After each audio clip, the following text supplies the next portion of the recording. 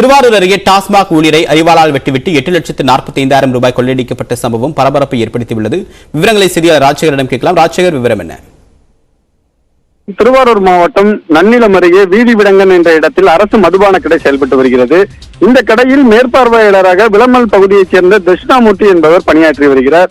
இந்த நிலையில அந்த கடையில் வரும் வருமானத்தினை 2 நாட்களுக்கு ஒரு முறை நன்னிலத்தில் உள்ள வங்கியில் அந்த பணத்தை செலுத்தி வருவது வழக்கமாக இருந்து வருகிறது.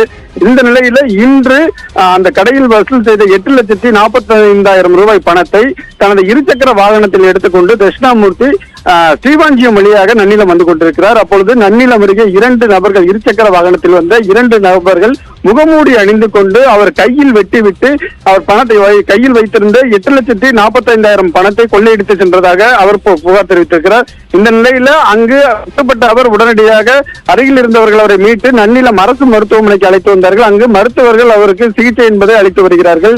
இந்த நிலையில் நன்னிலம் காவல்துறையினரிடம் அவர் கொடுத்த புகாரில் கடையில் எடுக்கப்பட்ட 8,45,000 பணமான வங்கியில் செலுத்துவதற்காக வந்தேன். அப்பொழுது 2 நபர்கள் தாக்கி இந்த பணத்தை கொள்ளையடித்து சென்றதற்காக தெரிவித்திருக்கிறார். அது மட்டும் இல்லாமல் திருவாரூர் மாவட்ட எஸ்பி சுரேஷ்குமார் உத்தரவின் பேரில் அனைத்து பகுதிகளிலும் தற்பொழுது அந்த வாகன சோதனை என்பது நடத்தப்பட்டு வருகிறது.